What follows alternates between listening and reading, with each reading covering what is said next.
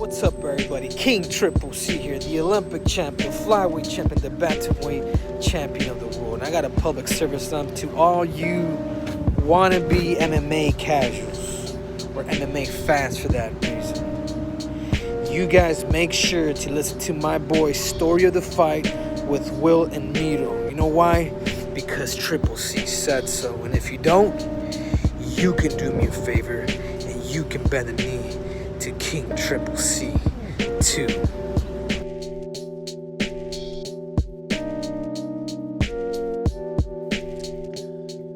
Okay. All right, dude. So, overall, do you think the card delivered? Because there's a lot of hype going into it. Yeah. I think so. Only because I know like a lot of people are like talking shit about like the main event, but Yeah. in my opinion, people are always like, oh, that one fight, I'll never pay for an Usman fight again. And it's like, you didn't pay $60 to watch one fight. Like, you bought a bunch of fights. Maybe in the old school Mike Tyson days you did. Yeah. You know what I mean? Yeah. It's certain boxing events you do because, I mean, that's the main card. That's That's all what it you're is. paying for. Yeah. Yeah, it's the main fight. Mm-hmm. But in UFC, these cards are so stacked, man. You're paying for an entire card. I mean, you got 3 championship fights. Oh, dude, it was ridiculous. Yeah. And it was awesome. And the Rose and Andrade fight, both of them are one fight removed from title fights. So it's like, that could have easily been a 5-round fight. That could have easily been a headliner. I really think that the entire card delivered. I really did. And I know a lot of people were talking a lot of shit about the last fight, like right away, right? Yeah. As soon as the fight was over, people started posting memes about like, Usman hugging Masvidal, but I thought it was a masterful game plan. But dude, we could start from the bottom if you want. Yeah. Right? Where do you want to start? Let me pull it up real quick. Let's see. I would say let's start with the Oezdemir fight. Oezdemir fight? Yeah. All right. I'm down with that. I just want to give some props to Amirkhani. Yeah, same. Dude, the anaconda choke, Mm-hmm. right? I thought that was so clean. Yeah. And for me, it's just the details, the way that he started circling clockwise, just to tying up the anaconda choke. And as soon as he got those a couple extra steps in, and it was Henry, right, that he choked out. Yeah. And as soon as Henry didn't continue rotating clockwise with him, I knew it was a done deal, man. Yeah. It was a good display of jiu-jitsu, I thought. Yeah, and I think they said one of 3 fighters to have 2 in the UFC. That's pretty sick. That is pretty sick. And then you said you wanted to start with Oezdemir? Yeah, well, also, if we're going to talk about that Amirkhani fight, obviously that guy's been super sick. Like, from the beginning, I've always wanted him to, like, do well. But also, the fact that once he choked him out, immediately goes to help him, props his head up real quick, lifts his leg. Come on. How awesome was that? Yeah. Yeah, and whenever fighters usually start trying to help out the other fighters, whether they're knocked out, choked out, you usually see the doctors and the refs shove them away. Yeah. But in this case, I don't know if you see the doctor gets the left leg, and Amirkhani gets the right, and he's just like, yeah, dude, whatever you can do to help, man. Like, let's wake dude up. You know what I mean? So, yeah, I thought that was an awesome display of sportsmanship for sure. Yeah. And then from there, we go on to the Oezdemir fight. What'd you think? So watching, I mean, everybody knows Oezdemir at this point. Yep. So, like, obviously, I mean, he's headlining the prelims for a reason. A lot of people are like, why is Oezdemir on the prelims? But, like, headlining the prelims now is kind of a big deal. It's not a huge deal, but it is. That's where you get the most eyes. It's on ESPN. Yeah. It's on ESPN, you know what I mean? It's being broadcast to thousands and thousands of people. Yeah. So, for me, I think that's a pretty big deal.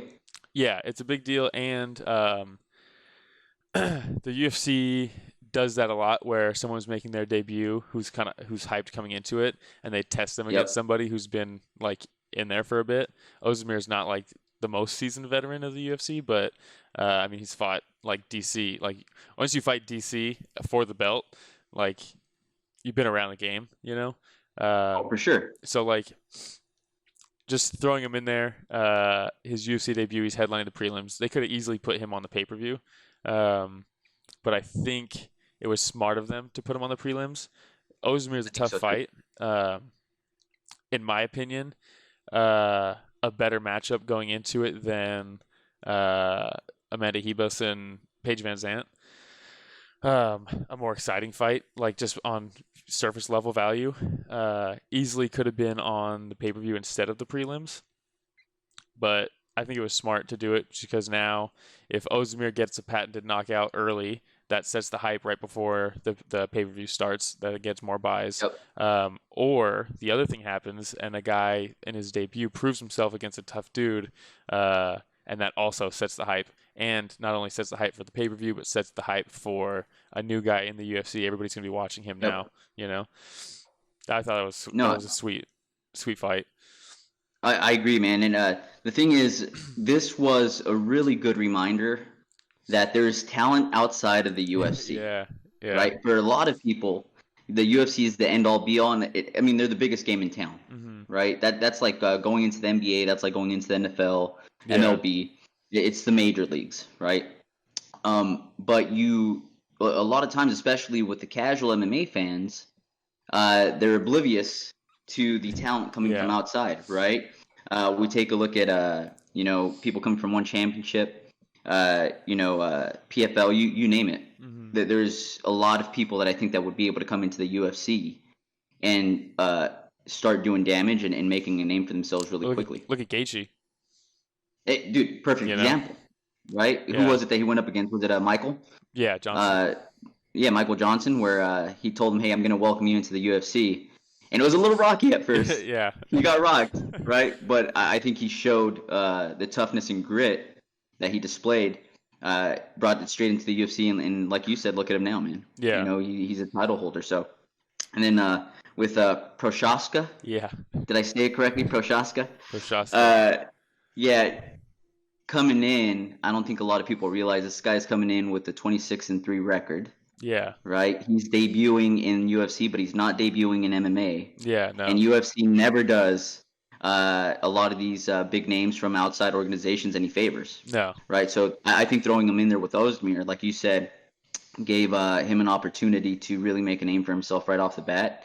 And fans have to take notice after his performance. Yeah. They really do. Especially because not only obviously he got the knockout and it was like a devastating knockout, but also it was gnarly. But so not only does he prove he can knock someone out, and I mean Oezdemir's fought for the belt pretty recently. It seems like at least might have been a while now. So he can prove himself up against that upper echelon of UFC's talent, getting a knockout like that. But it also wasn't just like a first-round knockout in the first exchange or something crazy like that. He dealt with it. I mean, he lost that first round, in my opinion, pretty handedly. Absolutely. Oezdemir looked like he was on a roll. The thing I thought about, too, is, again, he's coming in with a 26-3 record, right? Light heavyweight champion in another organization. He's no punk. But still, the lights of the UFC... from what a lot of fighters say, it's different. Yeah, and I feel like I saw Island. a bit. Oh yeah. I feel like I saw a bit of an adrenaline jump from Prochazka, right before the first round was over. Yeah, you see him kind of starting to slow down. I think he lost the first round as well, but his ability to keep his composure. Yeah, his ability to keep his composure, come back the next round and put on the display he did. I thought says a lot about him and. What he's going to be able to continue doing in the light heavyweight division that, in all honesty, outside of the top 5, isn't very exciting. Yeah, it's the best division to have someone like that come into. If he was a bantamweight fighter, you'd be like, all right, we'll just add him to the mix. But with light heavyweight, it's like, okay, he fights Oezdemir in his debut. I mean, he's top 5 material, in my opinion, like right away. Oh, absolutely. What's next for him? Yeah. Who do you put him up against?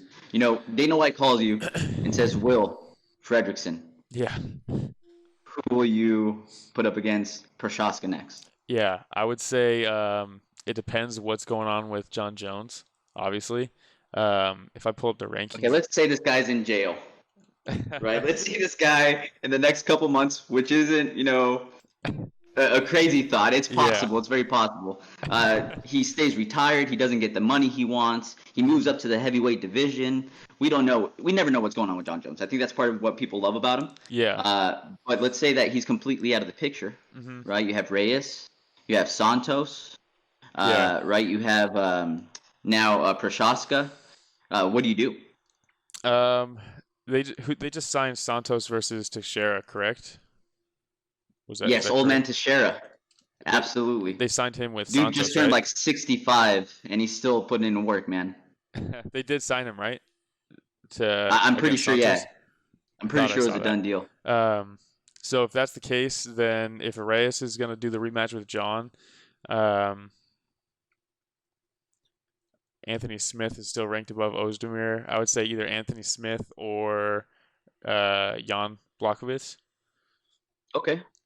I mean, dude, I love the Jan fight. Hmm. I really do, considering that John Jones was talking about Jan already before. Yeah. Not the most exciting fight, I don't think, right? It's not going to get a lot of people, forking out their money, their hard-earned Hmm. money for this pay-per-view.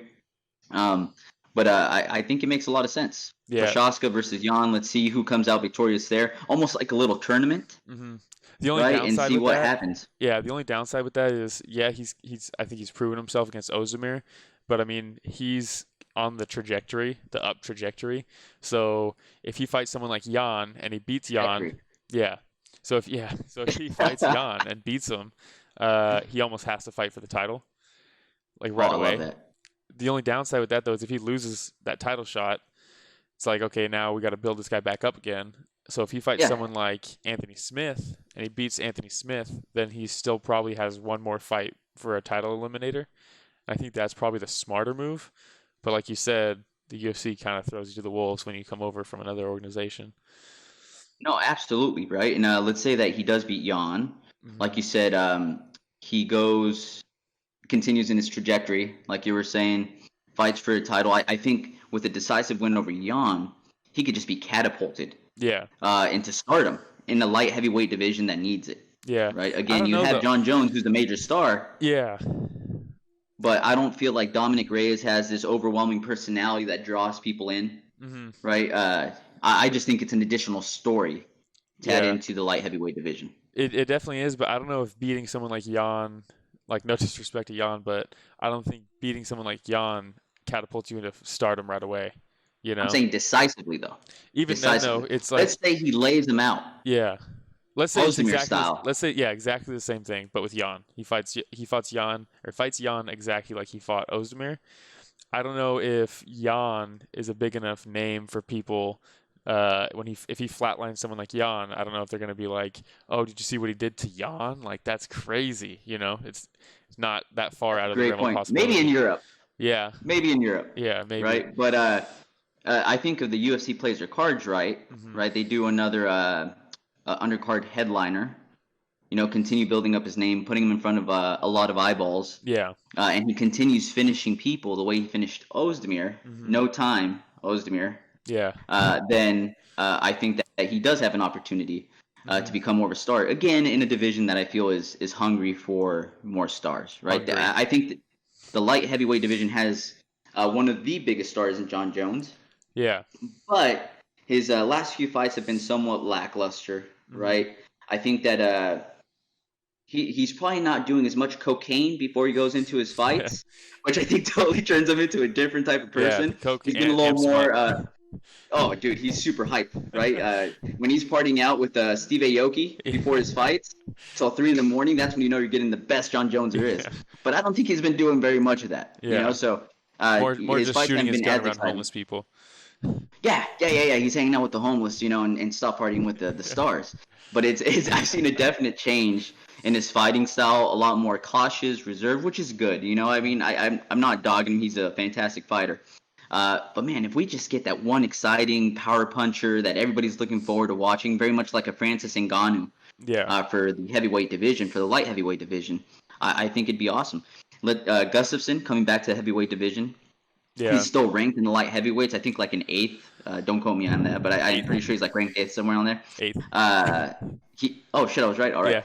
Yeah. Uh, with him moving up to to heavyweight, and then Yeah. John Jones going up to heavyweight. Again, what do you have left? Yeah. I mean, Right. So Shogun is still in the top 15 rankings for light heavyweight. Shogun. yeah, man, and see that's again, no disrespect to Shogun, who Yeah. always had a fantastic career, but let's make some way for some of these young, exciting up and coming fighters, right? Yeah. The only thing though for me is if um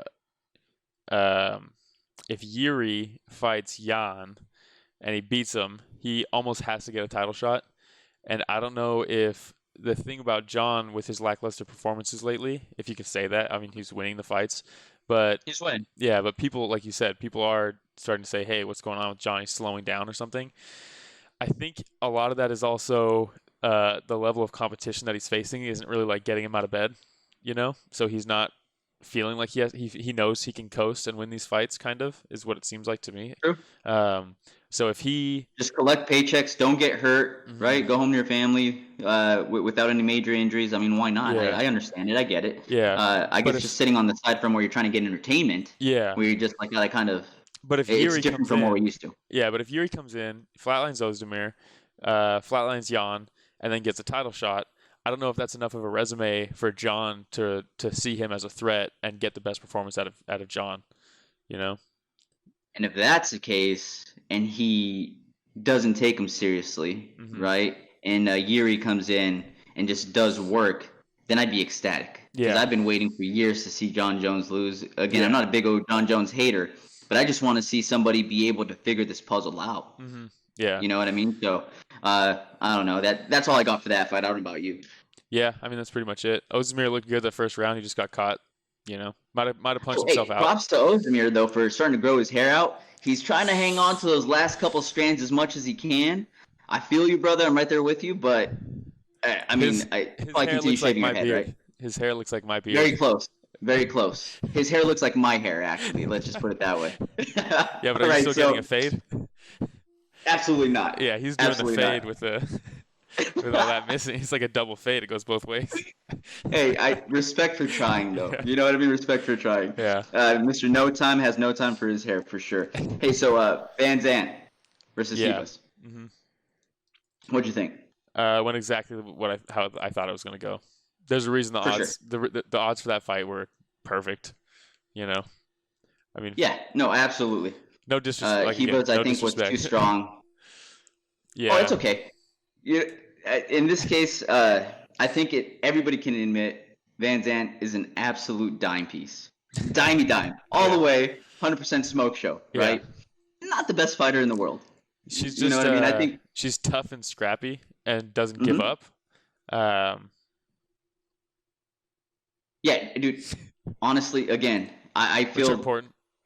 I felt like I was watching a celebrity.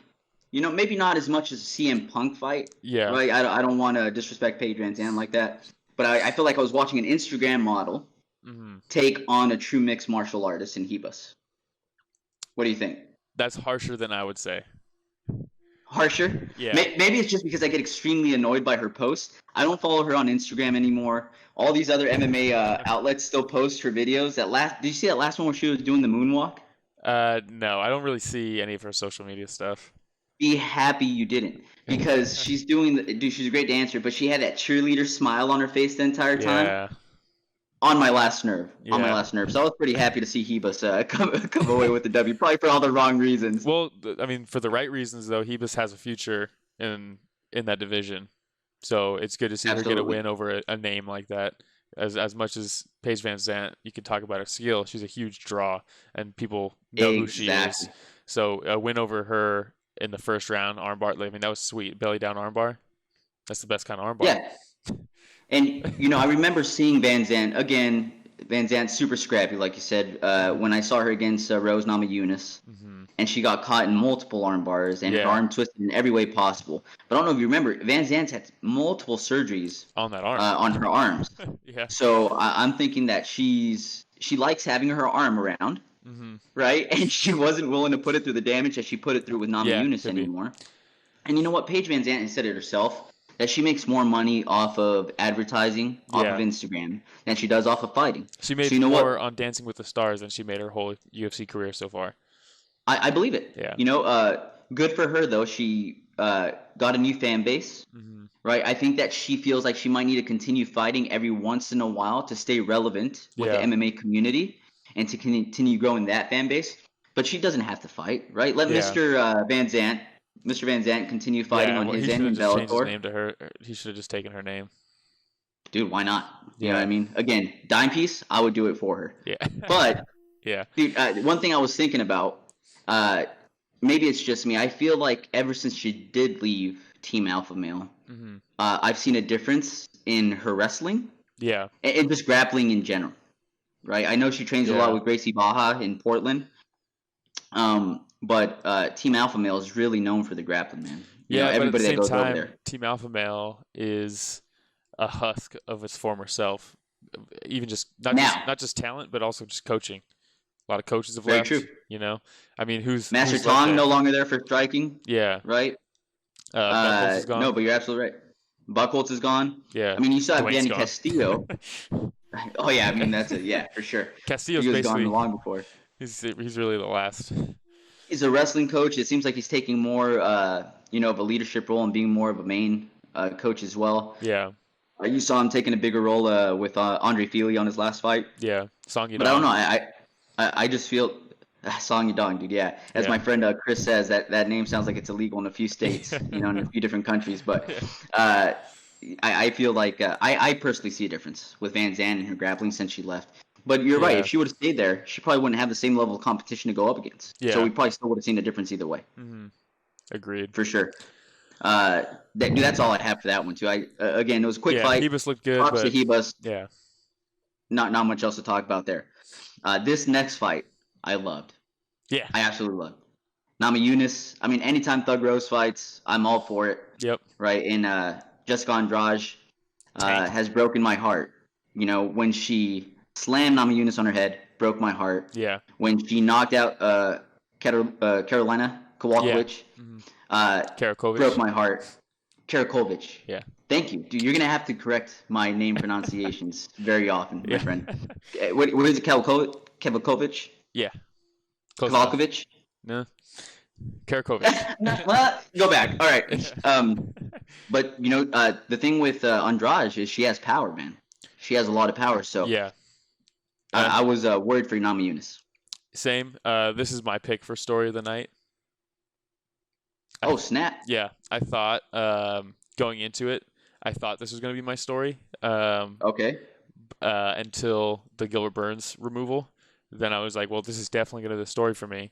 That changed a little bit as the fights went on. But for me, Thug Rose coming off the loss. I mean, they're both coming off losses, both coming off KO losses. But Rose's last fight was against Andrade, where she lost the belt, got slammed. She was winning the fight up until then. She's always had... she's talked about herself having mental issues. Obviously, mental issues, there's a severity level to that. It's not like she's like a crazy person or anything like that, but just like mental breakdowns or just mindset issues and things like that. So it was, I mean, we've seen her lose before and come back and become champ. Yep.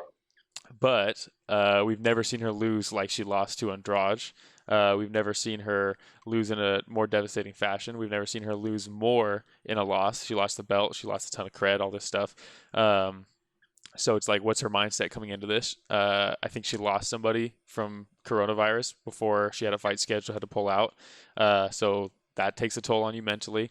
So, and you saw it in the corner, you could tell the corner was with Trevor Whitman, no less, usually very technical in his advice. But it seemed like the majority of the corner work. Yeah, positive reinforcement, mental, just stay focused. You're doing great. Yep. Have fun. You're doing great. Just positive reinforcement. There was technical stuff as well. He said when Andrade charges in, toss that knee up. It's there. Trust me, it's there. She threw the knee a few times. She landed clean a few times, missed a few times, but it was there. But mentally, she stood up. She could have quit in that third round. There was plenty of times where she could have taken an easy way out if her mental game was weak. Andrade was landing on her a ton.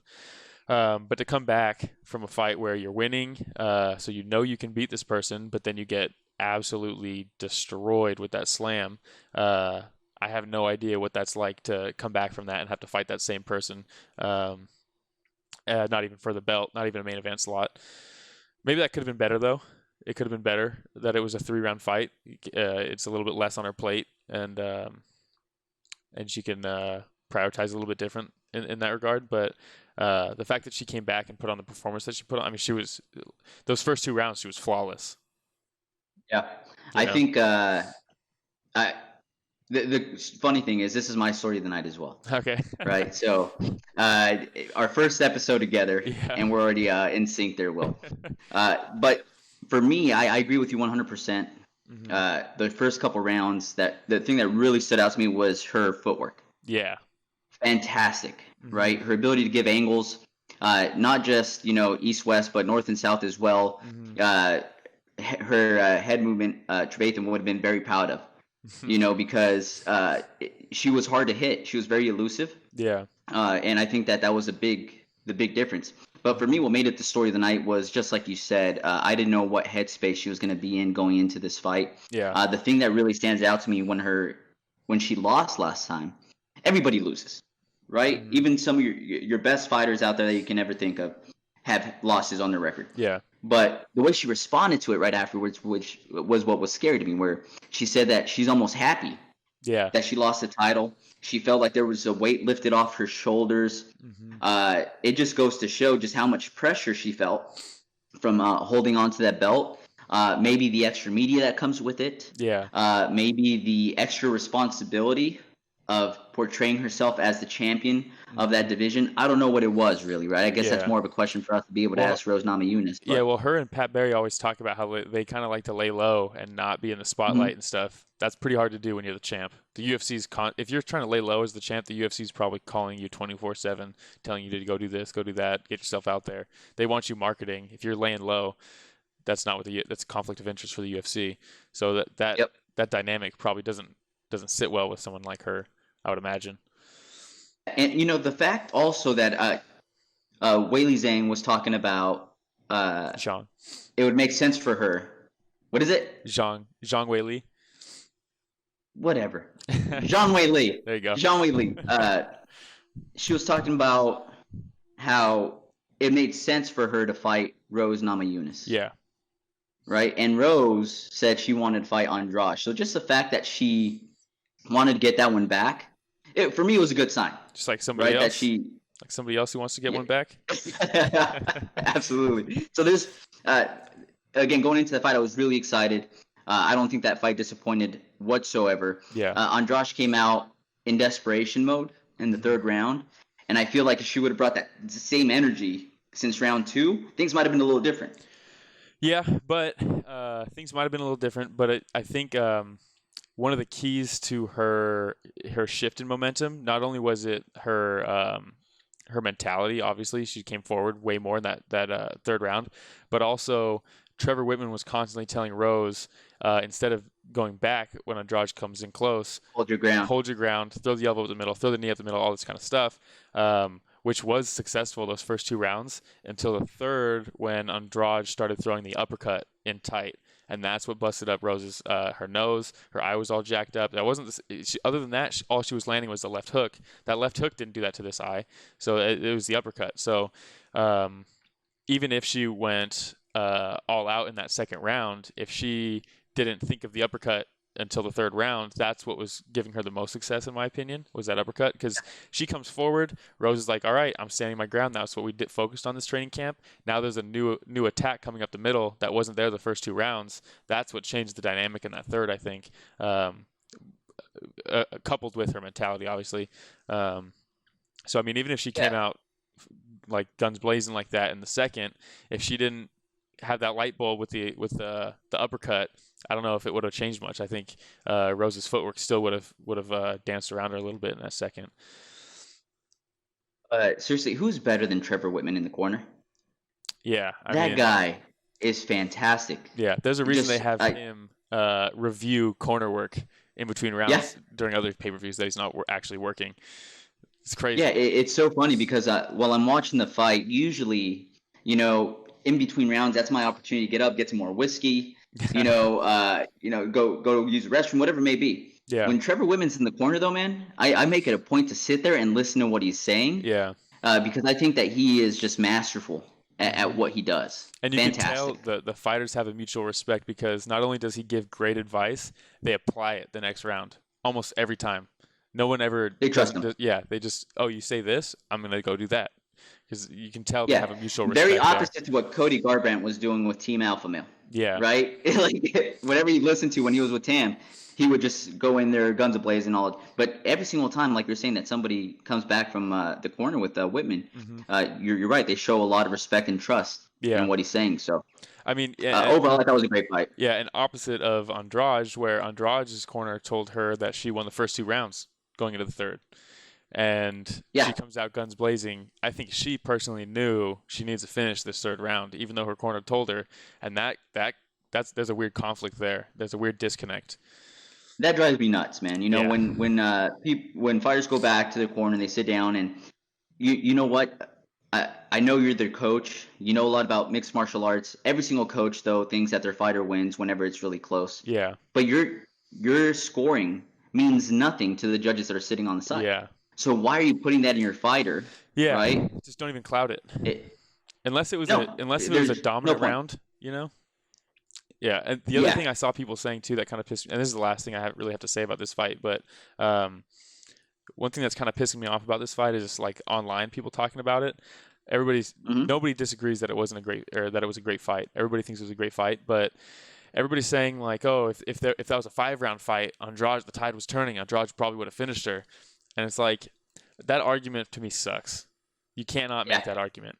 You can't say, oh, if it was a fight like Zabit versus Calvin Kattar. Loved that fight. Kattar was coming back in the third round. Everybody, even Rogan, was like, "Oh, if that was a 5-round fight, the tides were turning. I wonder. It looked like it's not, but it's different. If that was a 5-round fight, game plans would have been completely different. Those first 3 rounds would have been completely different. Who knows what momentum would have been where? Andrade would have been dancing around with her head moving like Mike Tyson in the first 2 rounds. It'd be a completely different fight. I hate that argument. She's so scary, much. man. She's scary. If she was coming at me with that head movement, I'm done. Yeah. I'm done. But you're right. You know, it's not a 5-round fight. Yeah. It's not. And who's to say that if it was, she wouldn't have gone back to the corner and Trevor Whitman wouldn't have given her some more advice on how to counter that uppercut coming up the middle. Yeah. Right? So that's why we just can't go based off of the what if it was a 5-round. What ifs are out of the picture. It wasn't. It was a 3-round fight. And Rose, I think, very decidedly won the first 2. Yeah, and if you're saying Rose was starting to gas in that third round, if it was a 5-round fight, maybe output would have been lower in those first 2 rounds. You know, it's just would have been totally different. Too many what ifs for me. Yeah, I don't like to live in that world. No, Rose won the fight. Rose won the fight. Right, she's back on the win. Jan versus Aldo. This is the one where I think this is the only one on the main card that we had different picks. I picked Aldo in this. No, actually. No, we had God. What was the other one? The Oezdemir fight. Well, but you're right. In the main card. Yeah, in the main card. Yeah, you're right. In the main card, this is the only one we had separate picks. You're absolutely right. Dude, props for you though. Going 9-1 for the night.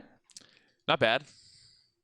Not too shabby. Yeah, and I knew went 9-1 as well. Yeah, not bad. But I knew the Aldo Jan. My gut feeling was Jan, but my me being wanted to be creative picked Aldo. Yeah, so my buddies Jermaine, Erica, Alan, we're all in like this makeshift fantasy league, right, where we pick our fights, and then at the very end, whoever had the most wins, we end up taking the pot, right? Yeah. I haven't been doing too well. But you know, a lot of times it's so hard, man, because Aldo, I've been a fan of Aldo for the longest time, right? A lot of times you end up picking fights with your heart and with emotion instead of what you think, you know, will actually happen in the fight. Petr Yan is, I think, way too much for Aldo, especially at this stage of Aldo's career. I'm not saying Aldo's old. What is he, 31, 32? 33. 30. Dang, I was close. 33, right? So, but he's long in the tooth, man. Yeah. You know, he's been in a lot of battles for a very long time. Yeah, for me, I think I went the opposite with my pick with Aldo. It wasn't so much that, like, oh, I'm attached to him for all this time. It was the opposite. I was like, okay, Jan, he's getting his title shot. And I watched Jan before his UFC debut. When he made his UFC debut, I was hyped on him. I was texting people telling him, hey, watch this guy. He's going to make it far in this sport. Crazy hands. But good call. Yeah, but he getting the title shot off of Uriah Faber. Mm-hmm. He a 40-year-old Uriah Faber. Yeah, he definitely should have won that fight. It went exactly how I thought it was going to. But when he fought Jimmy Rivera was outstriking him in all 3 rounds, in my opinion. He got dropped though, and that's what swung the scorecards. But up until those moments where he got hurt, which obviously Jan won those rounds. He did hurt him, but I thought if Rivera is going to be able to outstrike Jan for the majority of 3 rounds, but still end up getting hurt, and I don't disagree with that decision by any means. I thought Jan won that fight. But if he's standing and trading with Jimmy Rivera, no disrespect to Rivera, but if he's losing some of the exchanges against Rivera, I thought someone like Aldo coming off that Marlon fight, I thought Aldo would be if that was a 3-round fight. Here I am making the same argument. I'll stop myself right there. But Aldo with that. Go ahead. Yeah. No, Aldo, I was just going to say with. We did it again. Yeah, go for it. Go ahead. Aldo, he's just. I think ever since he got that finish with those hooks to the body, he's been a little. He just favorites that move a little bit too much, and he landed it with a ton of success against Jan. But Jan never broke to it. Not just broke body-wise, but he never dropped his hands either. He always kept his hands super high. So he wasn't really able to use that to set up the shots up top. So, I mean, Jan fought a great fight, especially as the fight went on. It was super competitive, I thought, in the early rounds. But as the fight went on, you could tell. And Aldo's always kind of slowed down towards the end of the rounds or towards the end of the fight. Yeah. Jan just didn't slow down at all, stayed on him. Yeah, I thought it was a good performance by Jan as well. Yeah. Phenomenal boxing. Like you said, kept his hands up the entire time. He didn't really fall into Aldo's game plan. Mm-hmm. For me, the biggest thing coming in, right, was are we going to see a resurgence from Aldo? Yeah. After his last fight where he lost against Marlon Moraes. Yeah. But he did really well. A lot of people think he won that fight. Could have gone either way. Yeah. But he lost. Mm-hmm. If you take a look at his record, it shows an L. Yeah. So was he deserving of the title fight? That was my other question going in. Yeah. Right. But I think he showed that he could still hang with some of the top athletes in the division. Yeah. I don't know if he's going to be able to make another title run. Yeah. Given his age, given the fact that he has been given plenty of opportunities to earn his title back since he lost the title to Max Holloway. Mm-hmm.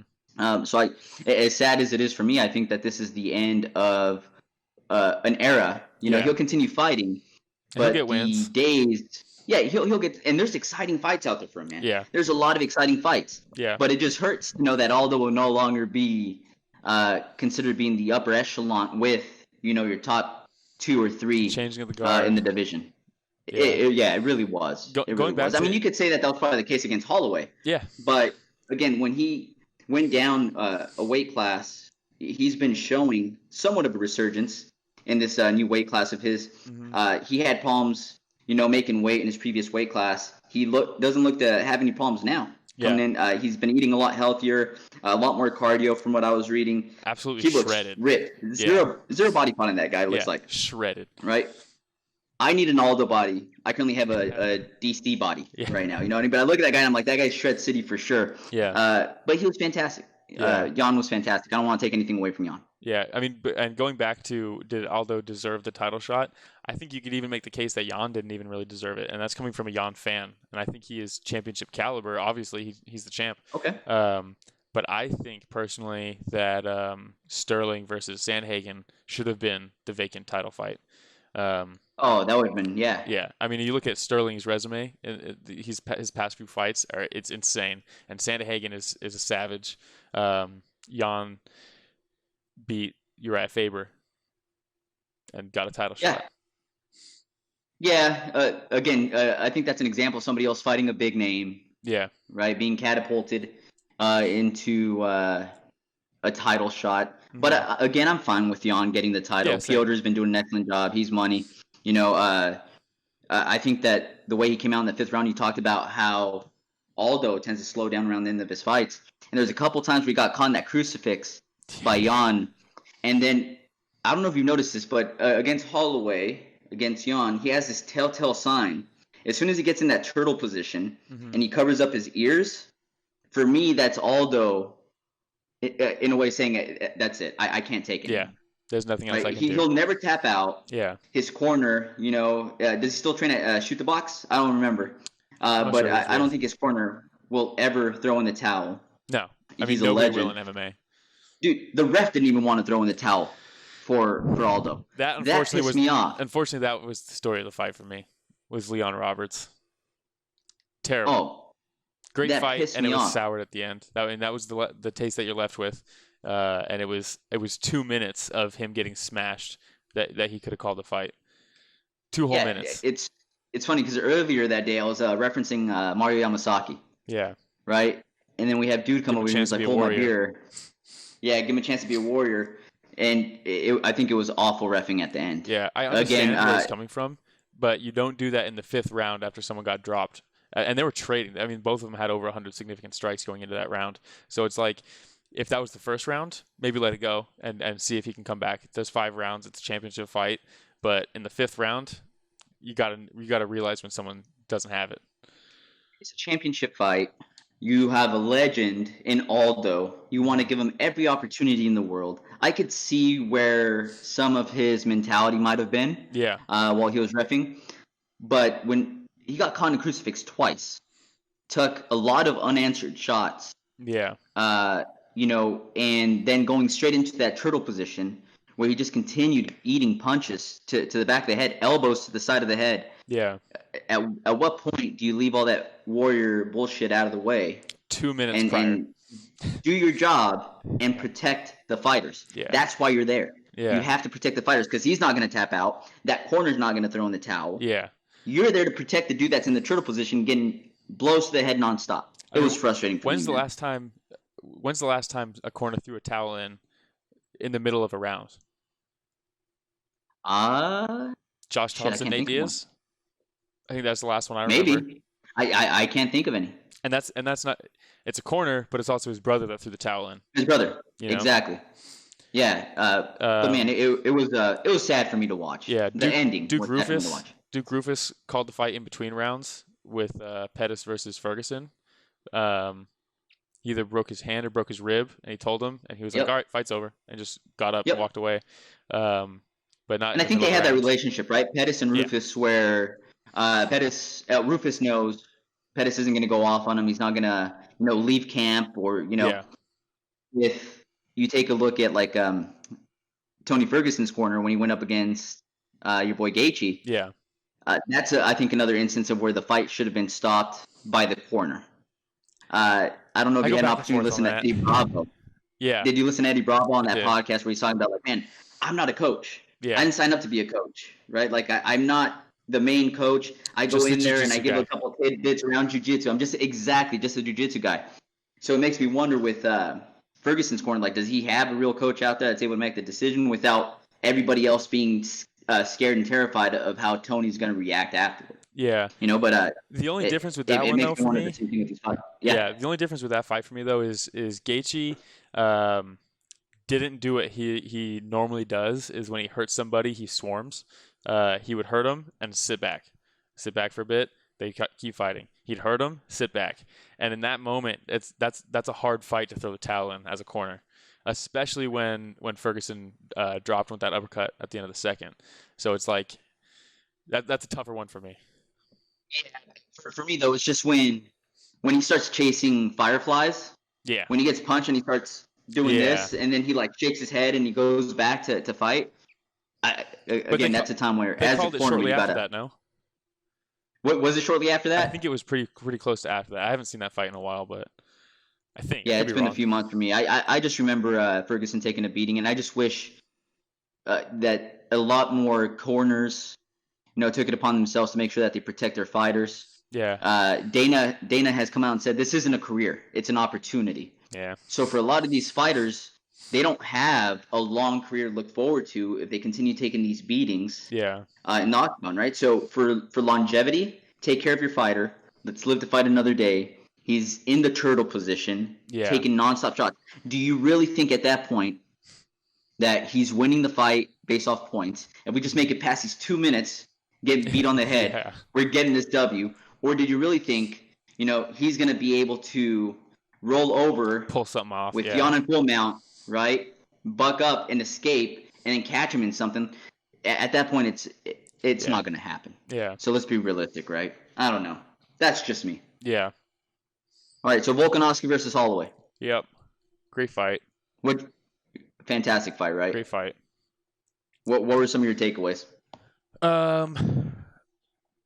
Right off the bat, I thought Holloway won. I had it going for Holloway. Okay. And I think, unfortunately, the story of this one for me is just the scoring system is just it's not complex enough. It's archaic, man. Yeah. Despite I think we brought a scoring system. It is. We brought a scoring system from a totally different sport and thought that it would work for this one. And you would think that, for the evolution of mixed martial arts and the evolution of where UFC is now, that they would come up with a better scoring system by now. Yeah, something. Not just with the whole point system, but also with the amount of judges. Possibly, I would love to see more judges in there. And I think that would eliminate a lot of these questionable calls. But I would have been happy with either fighter getting this decision. Me personally, I had the first 2 rounds going Holloway, and then the last 3 going Volkanovski. Yeah, I rewatched the 3rd round because that was the one for me that was like the closest. That was the one that's the decider for me. Because I had 1-2 Holloway, I had 4 and 5 for Volkanovski. So I rewatched it right before hopping on this. And I did it with no commentary because I thought Bisping's commentary was not the greatest for this fight. Yeah. And I really like Bisping as a commentator, but for this one, it's just a little bit too one-sided. But even then, and I think live, I actually had 1-2 going to Holloway, 3 and 5 going to Volkanovski, and Holloway winning the 4th. But rewatching it, I changed my mind. I don't know, maybe I was distracted or something, but now I think it was 1-2-3 Holloway, 4 and 5 for Volkanovski, and I think for round 3 it was super close. It was back and forth. It was a super close round, but at a certain point in a close round, the deciding factor can be Volkanovski shooting deep on Holloway and Holloway defending it expertly, getting off of it and landing some strikes of his own. Other than that, everything else was razor close. So what are we doing with takedown defenses? If I can shoot 10 times and you defend it 10 times, and then I shoot an 11th time and get it, I win the round. That seems weird. Yeah. Takedown defenses need to have some value. And my biggest problem with the scoring system is that 3rd round, all 3 judges gave it 10-9 to Volkanovski. The one judge, it was a split decision. The one judge that gave it to Holloway had him winning 1, 2, and 5, which is crazy to me. I don't think anybody thought he won round 5. Was it Adelaide Bird? No, it wasn't. But so that 3rd round, razor close. If you rewatch it, it's literally you can coin toss that round. So with that one there, sorry to cut you off, but before I lose my train of thought here, because I was taking notes between rounds. And for the 3rd round, I put down smarter Volkanovski to try to make this fight a bit dirtier, clinching up against the fence. Pretty even round. Gave the round Volkanovski due to pressure. Started feeling like he started taking more control of the pace from the 3rd round on. Yeah. That's the way I saw it. Yeah, and I saw that when I watched it live. Rewatching it, Holloway had an answer for pretty much everything Volkanovski threw at him. So Volkanovski would go, then Holloway would go. So it's not like he was pushing the pace and then it was unanswered. So it was really back and forth. They both landed clean, nothing too damaging. And here's my biggest point is if that 3rd round is so close and that's a 10-9 for Volkanovski, all 3 judges agree that's a 10-9. How then do you see round 2, which I thought was clearly Holloway's round, and he wobbled him / dropped him? How is that a 10-9 for Holloway? How are those the same? Those cannot be the same. Absolutely right. You're absolutely right. So are you saying that would have been a 10-8 in your books? In my opinion, and the new rules, they're supposed to give 10-8s more regularly. In my opinion, the scoring... I still don't see it very much, though. Yeah, it doesn't happen much. And and what I need to do is go back and watch close fights and use this scoring system to see if it ruins fights or see if it actually aligns with how I thought the fight went without scoring it. But I think if there's like the old 10-8 system when it's just like Gray Maynard versus Frankie Edgar in the second fight when he threw like 100 punches in the first round or in one round, and it was just complete dominance in that round at least. If that's a 10-8, that needs to be a 10-7 when it's just complete dominance. If me and you are fighting and it's a close fight and I drop you, much like boxing, if there's a knockdown, that's pretty much guaranteed a 10-8 round for whoever gets the knockdown. But if it's a dominating round, 10-7. If it is if it's clear that somebody won a round, I think that should be a 10-8. And I think if it's razor close and someone edges it, that should be a 10-9. I think that's where we go back again. 'Cause you're right. I thought about that before too, right? In boxing, if somebody gets dropped, it's 10-8 automatically. But then we talk about how we took on this archaic scoring system from boxing. We continue comparing it to boxing. I think we have to have a lot of the big wigs and some of your smartest people in mixed martial arts. And I'm not talking, let's have Dana sit down. Let's have a lot of the legends in mixed martial arts who really know the sport sit down and come up with a scoring system that works, where people can, like you were saying, take credit for being able to stuff down multiple takedown defenses. Yeah. Right? That takes a lot of skill as well, and I think that's a big part of the fight. While Volkanovski was trying to make the fight dirtier and clinching him up against the cage, Max Holloway did a fantastic job of getting the underhooks in and being able to maneuver out from against the cage really quickly.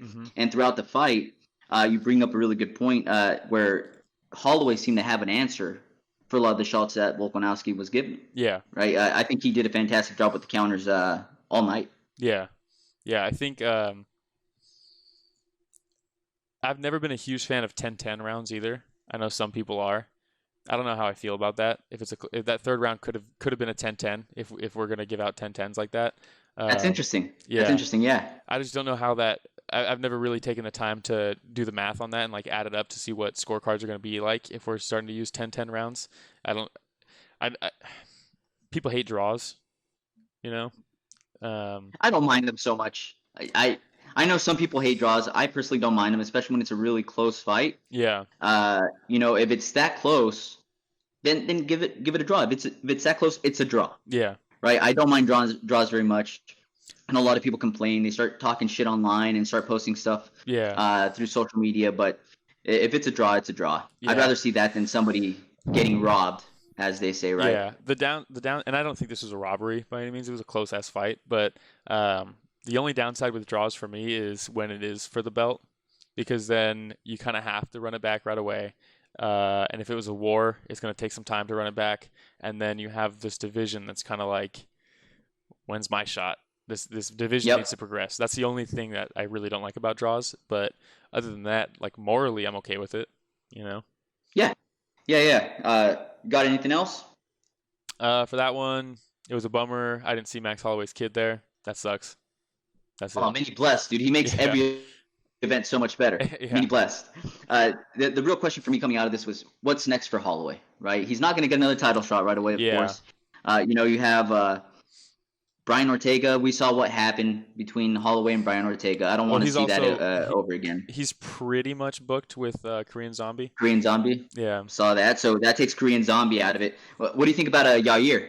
Either Yair. Is Yair coming off the Stevens win? Was that his last fight? I can't remember. If that's his last fight, that's a good fight. I'd also like to see if Cater versus Ige. Yes.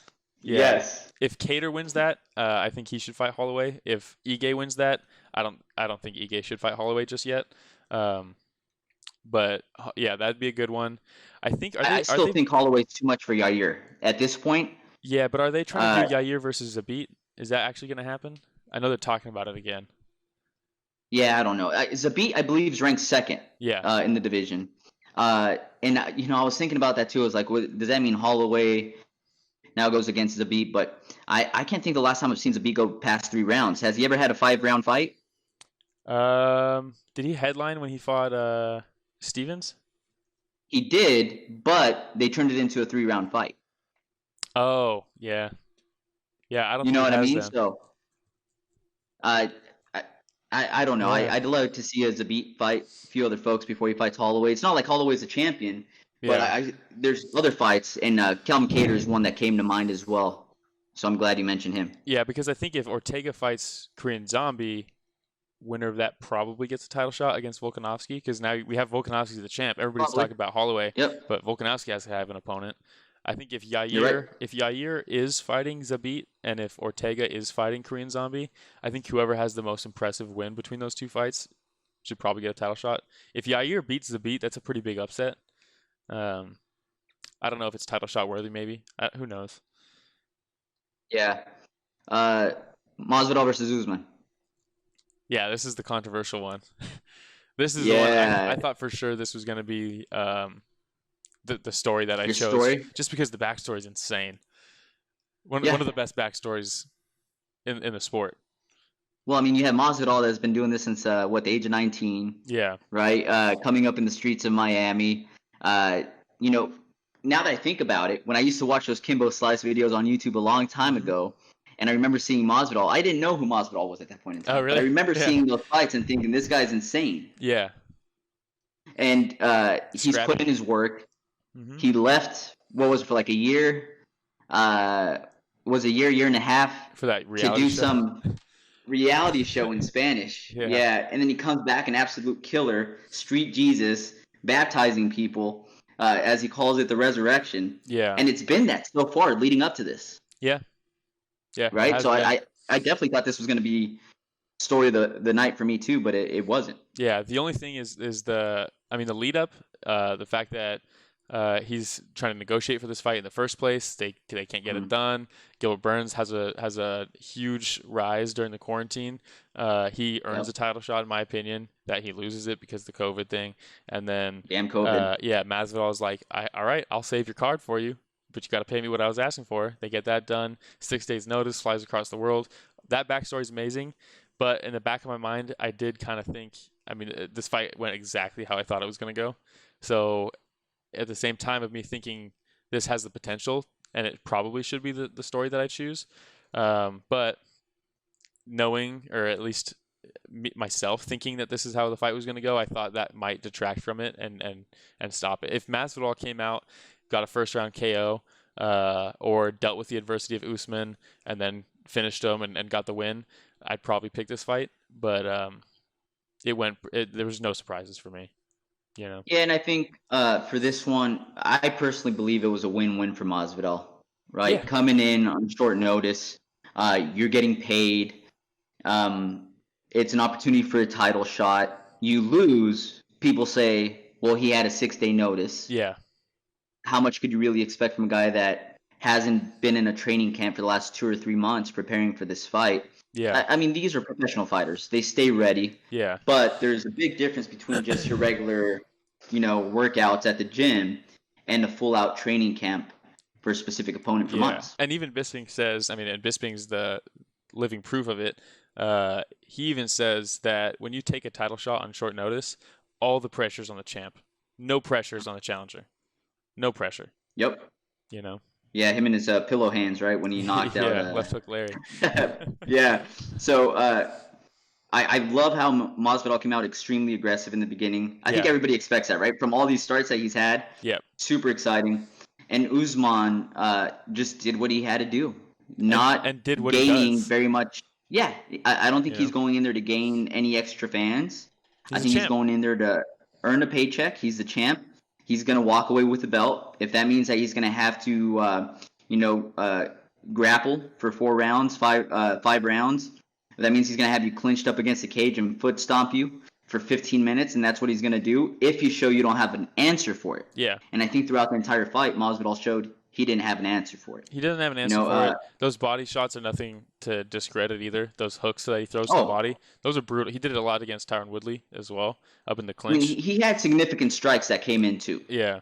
And he had significant strikes. If you take a fight on 6 days' notice and you're getting ripped to the body like that for 5 rounds, that's tough. That's tough to fight back when against. you make a pit stop in Rome for a large pizza on your way to Abu Dhabi, And then you have this crazy weight cut. Yeah. Yeah, shots to the body might hurt a little bit more.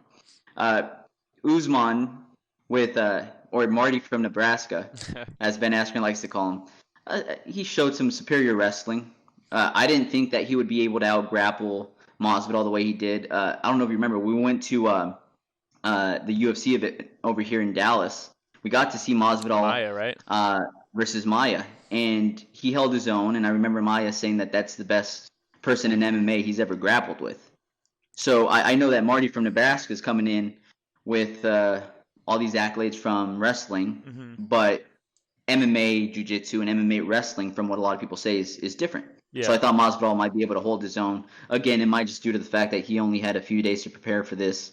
But I thought he'd be able to do a little bit of a better job in the wrestling department. I personally think even if he had a full camp, it would be exactly the same. I don't think the fight would go any different. I think Usman his pressure's like it's insane. We didn't get to see it in his last fight because he fought Colby, and it was just a stand-up war. But that's what happens when there's two wrestlers who are high accolade wrestlers who are going to stand and bang with each other. But I mean, you look what he did to Woodley. You know, Woodley couldn't get him off of him. True. And Masvidal has been. I mean, even the Maya fight, Maya had his back for the whole fight. An entire round. Yeah. That last round, I remember it was just sitting there. Yeah. Had his back the entire time. Just a lot of fighting hands, and that was it. Yeah. So, I mean, I think Masvidal is, and I think this is even what Maya meant by that, is that his defensive grappling is really good. But that's not going to get an elite wrestler off of you, you know? It's funny you say that because, again, I was taking notes yesterday as I'm watching the fights. As soon as the fourth round hit, I noticed that the takedowns started becoming easier for Usman. Yeah. Simple double leg takedowns that usually wouldn't get Masvidal down. But, after a while, you start seeing Masvidal wear down. Mm-hmm. And I put down on the fifth round, it seemed like Masvidal was fighting to not be taken down instead of fighting to win the fight. It was. Does that make sense? Yeah, almost identical to when Colby fought Robbie Lawler. Robbie Lawler wasn't even striking with him anymore because the threat of the takedown was just so heavy. You're just focusing on that takedown. Yeah.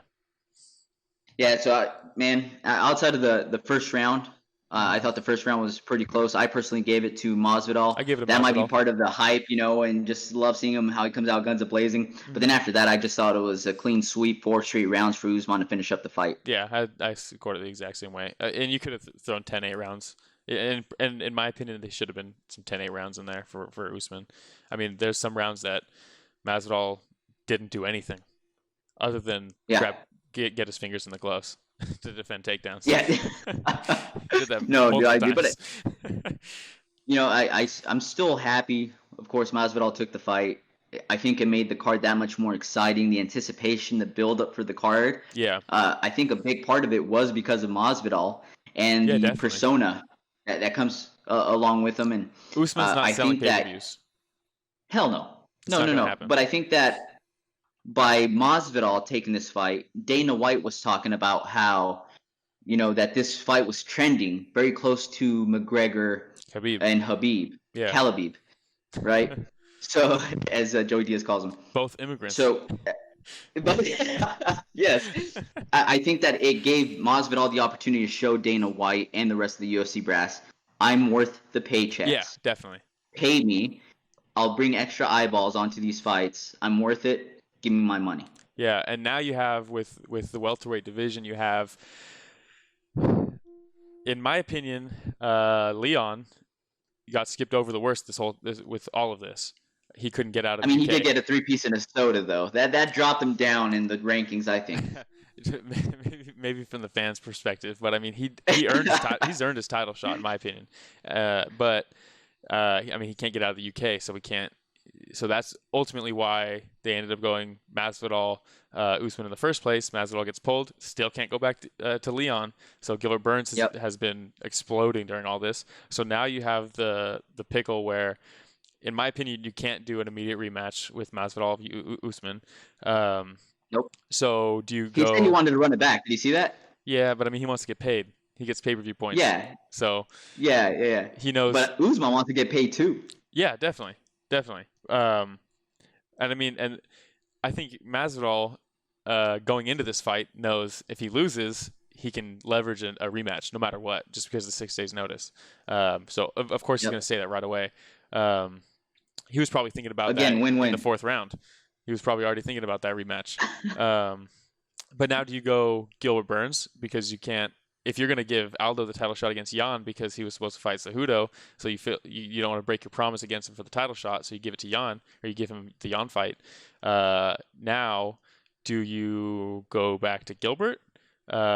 Because even then, question. I think you can make the case for Leon or Gilbert to get the title shot. I don't know if Leon can still. I don't know what's going on with him, if he can even fight, but.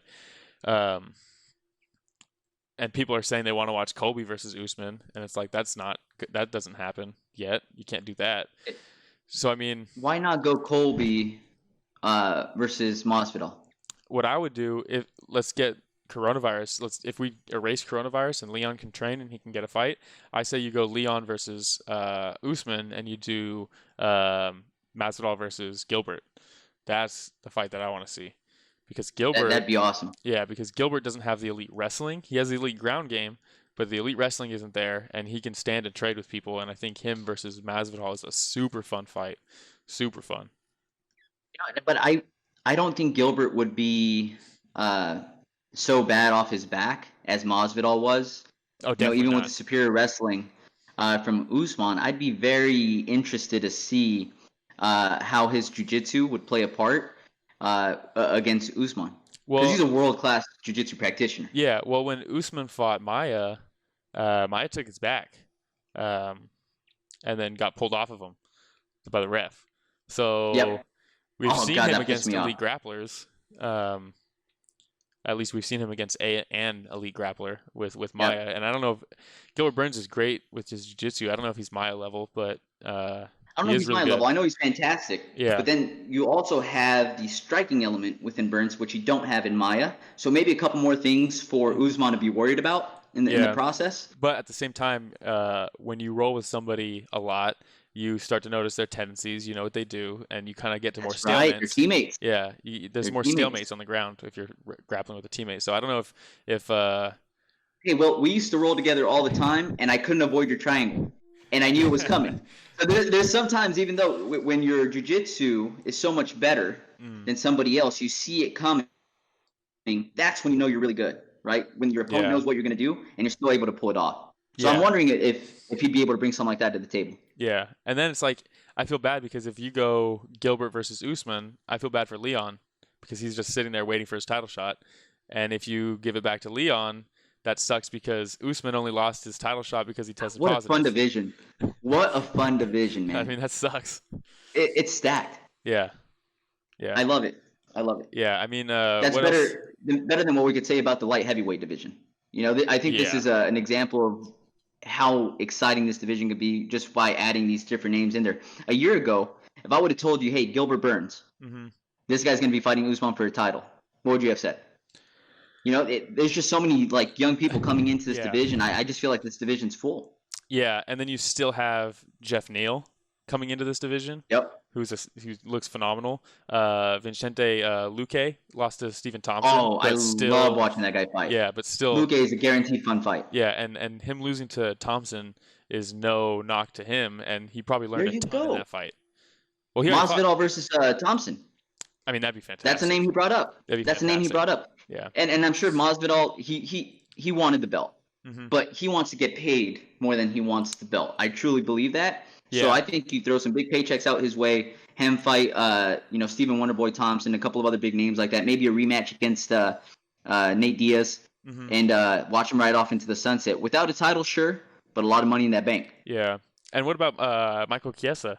He just beat RDA. Chiesa, he's looking fantastic ever since he's moved up in weight class, man. Yeah. I love Michael Chiesa. Yeah. I really do. I followed him since Tough. Yeah.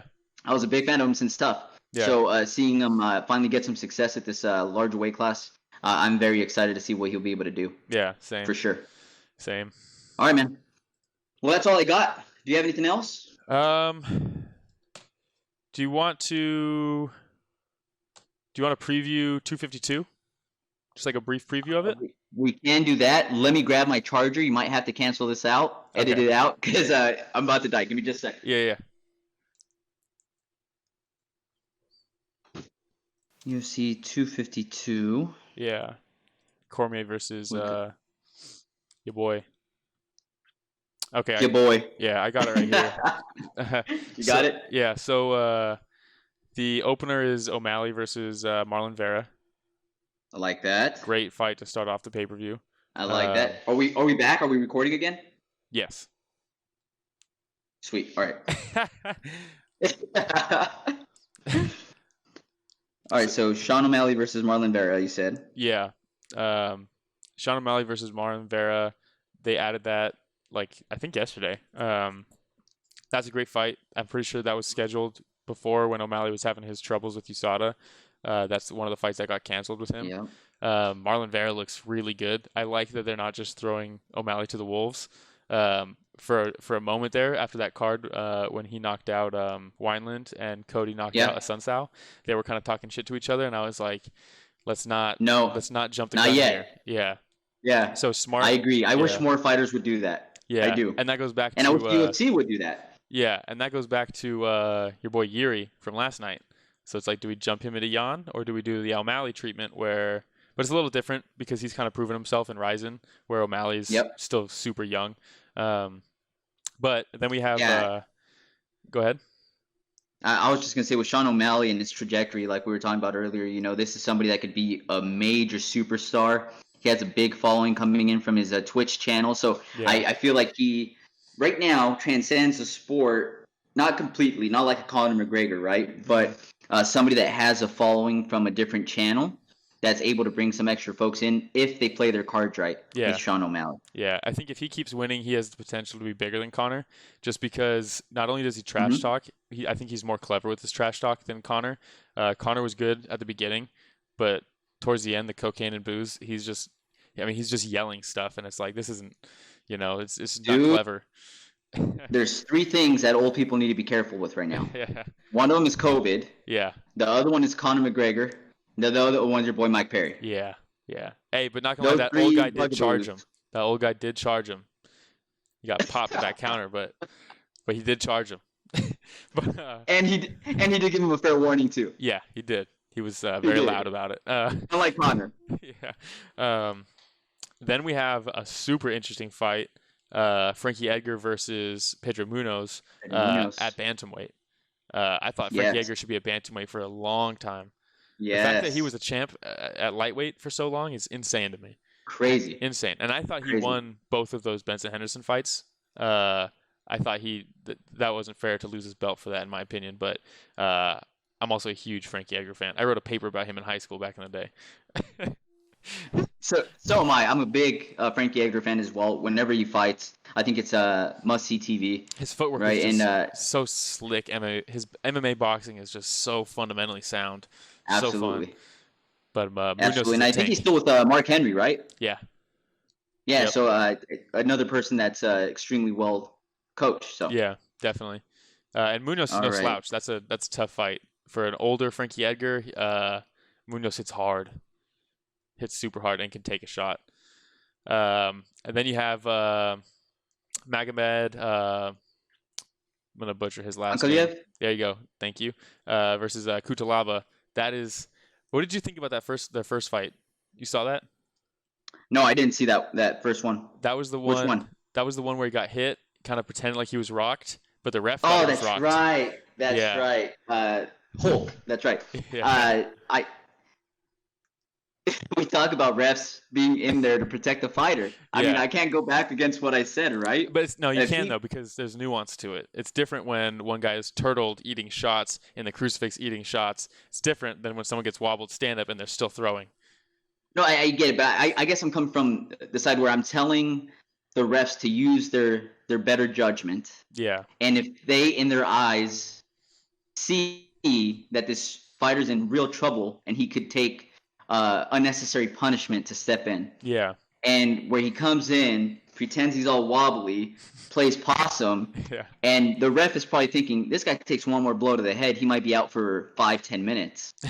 And he stopped the fight, right? So I remember seeing that and just thinking that was so strange. I can't think of the last time that I saw somebody play possum like that, and it completely backfired. And that's probably why I don't remember seeing anybody play possum that way, because that's what the outcome would have been. Yeah. That's hilarious. Yeah, so they're running but it should be a good fight. Yeah, great fight. I'm surprised they're putting it on the pay-per-view. Not much like name power there, but anybody who knows, that's a barn burner fight. That fight was crazy up until that point, and even that point was crazy. So I think it'll deliver again. We'll see if he does it again. I'm sure he'll do it real cheeky at the beginning. Hey, at least give the ref a heads up. When you're getting taped up or something, like, hey, dude, just a heads up. I have this weird thing where I kind of like to pretend that I'm wrong. That's what I do. It's my trademark. Yeah. Right? Don't flip out. Yeah. Right? Give him a heads up. Just like chill. I like this next fight. I tap on chokes, but that doesn't mean I'm actually tapping. So you have to just let it go. No, it's a nervous twitch. Yeah. That's my boy right there, man. American Gangster, Chael Sonnen. I love it. I love this next fight, man. Same. Junior Dos Santos versus Rozenstruik. Yeah. I think it's one of those things. In a 3-round fight, I'm gonna go Dos Santos on that. I know we're not doing picks right now, but in a 3-round fight, I think the way Rozenstruik wins this fight is by overwhelming him and catching him. Dos Santos' chin isn't what it used to be, and it's heavyweight, so regardless. But I think Dos Santos' MMA boxing and his footwork he's a little bit more elusive than Rozenstruik, and I would imagine with less time for Rozenstruik to catch that or land that shot, I think JDS picks him apart a little bit and wins a decision. Yeah, I love I love everything you're saying. The only thing that I continue thinking about is his chin. It's not what it used to be. He's been through some wars, man. Yeah, and I mean some wars. Maybe more than most, maybe more than everybody, except for like Alex. Cain Velasquez, after those fights, he wasn't the same person. Yeah, even I think that there was a bit. Yeah, but I think there was a bit of himself that he left in that octagon. Yeah. In those fights, including Mark Hunt, right? Stipe, the fight against Stipe Miocic, where he got clipped. Another war.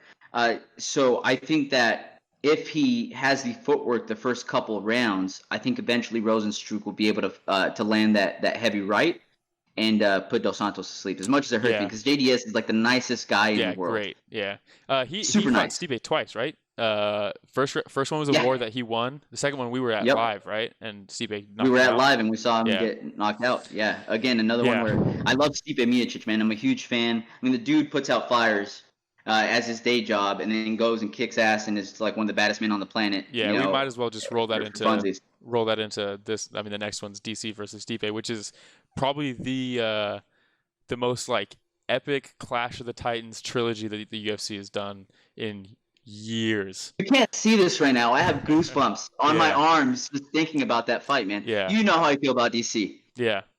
I love DC. When I think we watched that fight together, the John Jones versus DC fight at your house. And I can honestly say, to whoever's listening right now, as a grown man, I was about to start crying when I saw DC get knocked out by John Jones, man. I love Daniel Cormier. I always have. I'm a huge fan of him. We've had an opportunity to meet him a couple times. Well, and he's always been nothing but down to earth, extremely respectful, nice guy, man. I love that guy. Yeah, for me, not just knowing him or not knowing him, but meeting him a few times and talking to him casually, and like I think the third time that I talked to him, it was right after a press conference for that fight, where every time John would say something, he'd be cheering, or everybody's cheering, and then DC would say something, and everybody's booing him. And it's like, you guys, how do you not see that he's just a great guy? And then it was around the same time as it was right after Conor versus Nate got announced, the first one. So it was like the short notice, all that stuff.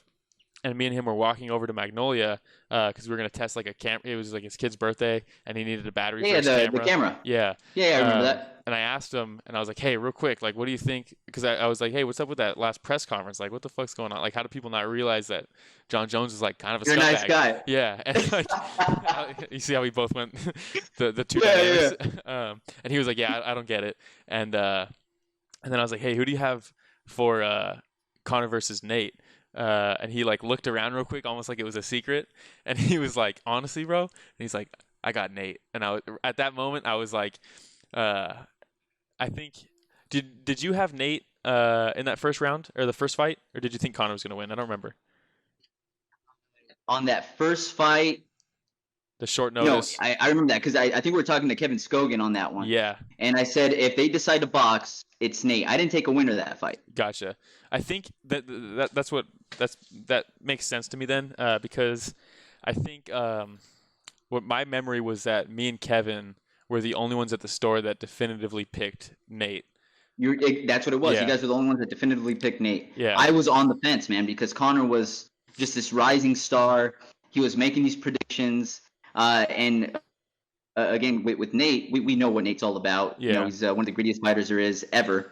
But I thought with his Richard Perez boxing, if it just turns into a straight boxing match, that Nate might be able to, take him out. Outbox him. Yeah. I remember there's a few people that were like, "Oh, there's no chance. Like, short notice. Nate's a bum. All this stuff. It's Conor at the time. He was untouchable." And me and Kevin were like, "Nah, like just talking shit to everybody in the store about it." And I remember after DC left, I was walking up the middle of the store and saw Kevin over towards like the heat wall.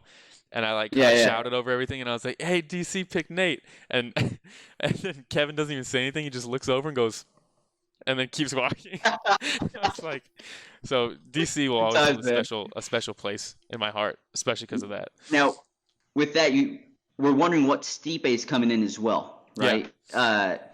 Stipe has had a somewhat of a long break. He took a longer break because he said there was something wrong with one of his eyes. Yeah. And then the COVID shit hits, and he's like, well, my main responsibility right now is as a firefighter. Yeah. And to make sure that I serve the people of Ohio, which, dude, mad respect. Yeah. Mad respect. If you want to hold up a division for that, I completely understand. Mm-hmm. I mean, as a fan, I want to see you fight as quickly as possible. But how can you not love that guy too? Yeah. And I think Stipe does really well with more time off in between fights. So I think that could even play to his advantage. When you saw him going from Ngannou right to DC, and he got clipped with that right. Yeah. I mean, not taking anything away from DC's power, but probably not something you'd usually see Stipe go down with. No, I mean, DC hit him with way bigger shots in the second fight, and he ate him like it was a lunch. Exactly. You know? And I think it was that time off that he had in between those two fights that gave him an opportunity to recuperate. Yeah, and people forget. I mean, you look back at his record, and you remember the end of the fight against Ngannou as like a dominant performance, but he ate shots that most people would probably go down from in that fight. The first round from Ngannou. That first round was one of the most tense rounds I've ever seen.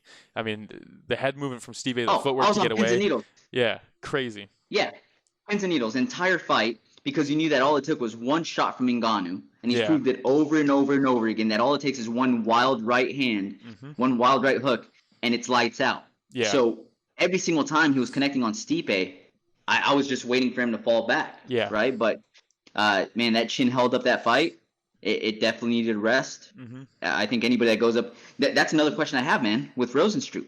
Yeah. You know, is he going to be able to eat some shots again after taking that monstrous shot from Nigeria? Yeah. Right? Or from Cameroon or wherever he's from. Cameroon. Yeah. Straight on that chin. Yeah. Dude, that was a crazy fight. It was a crazy fight. The only thing, though, it wasn't a war.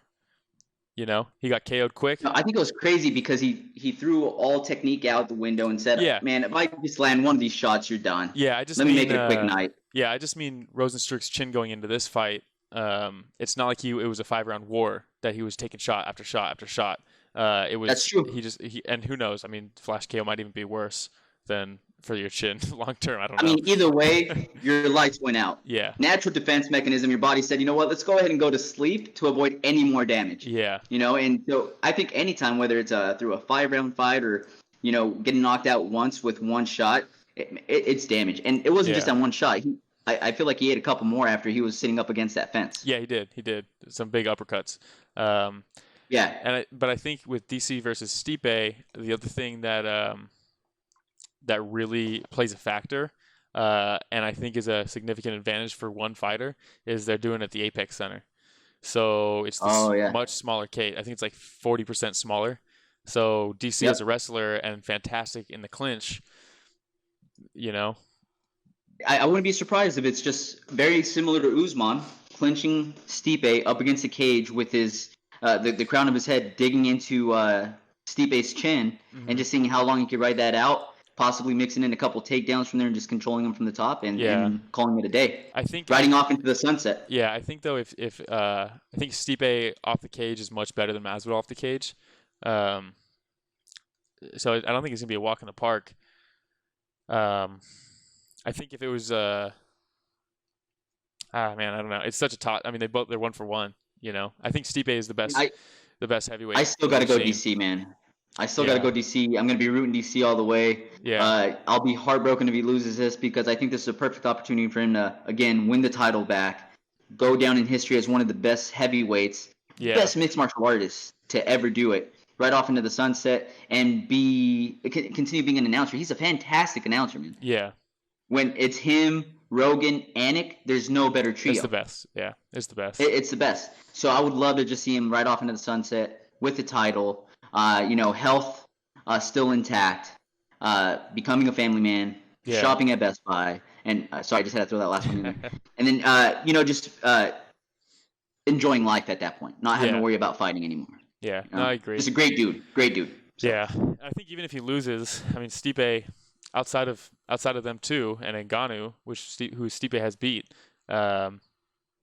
if DC wins, takes the belt back, and then retires, it's not like Stipe's career is over. I think he can still. Stipe could potentially be a 3-time heavyweight champ.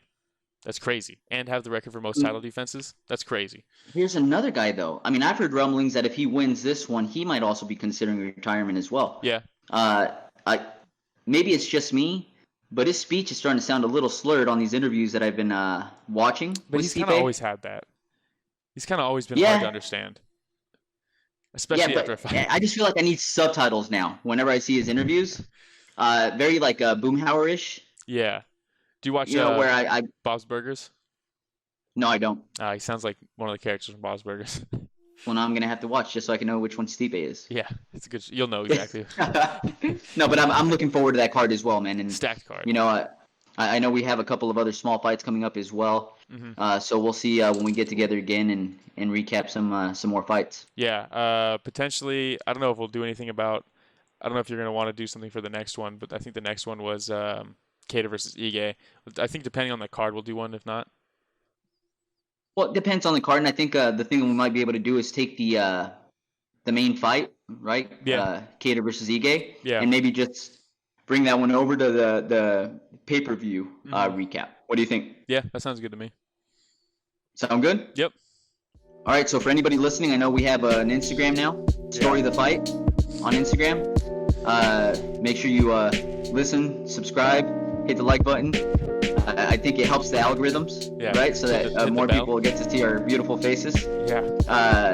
Anything else? Email? You can email at storyofthefight@gmail.com. You can just ask questions, or if there's suggestions you might have, throw it in the comments, or you can email us. If there's things you want us to cover, we can always cover stuff. So just hit us up. Yeah, like we talked about it before we started, right? It'd be nice to at some point make it interactive in some way, shape, or form. Not customers. I'm sorry. Where we have listeners. Yeah. Giving us some suggestions, and we just go through and maybe give our take on some of these different subjects. So it should be fun. Hopefully, maybe get some interviews going, but We'll see. Yep. We'll see, man. We'll see where this takes us. This was an absolute blast. I know we talk MMA all day, every day, every single time that we reach out to each other anyway. So why not put it out for everybody else to hear if they want to kind of eavesdrop? Yep. All right, brother. Talk to you later, man. Sounds good, man. All right.